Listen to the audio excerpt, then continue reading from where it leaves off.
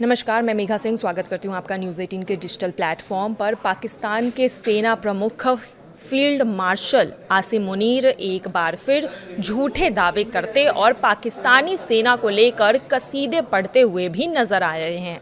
उन्होंने जॉर्डन के राजा अब्दुल्ला द्वितीय के सामने ना सिर्फ अपनी सेना की तारीफों के पुल बांधे हैं, बल्कि उन्होंने भारत को भी गीदड़ भभकी दे दी है। उन्होंने कहा है कि पाकिस्तानी सेना अल्लाह की फौज है और जब मुसलमान अल्लाह पर भरोसा करते हैं तो दुश्मन पर फेंकी हुई मिट्टी भी मिसाइल में बदल जाती है।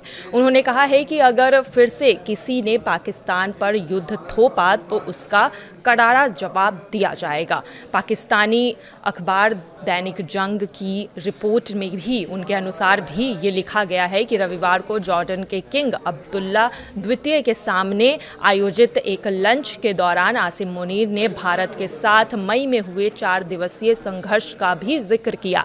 आसिम मुनीर ने फिर से 7 से 10 मई तक भारत के साथ हुए संघर्ष में पाकिस्तान की जीत का झूठा दावा करते हुए दिखाई दिए और कहा कि पाकिस्तानी सेना ने भारत के हमलों का मजबूती से मुकाबला किया है। मुनीर ने कहा है कि भारत के साथ युद्ध में अल्लाह ने हमें अपने सिर को ऊंचा रखने में मदद की है। जब मुसलमान अपने अल्लाह पर भरोसा करते हैं तो दुश्मन पर फेंकी गई मिट्टी भी मिसाइल में बदल जाती है।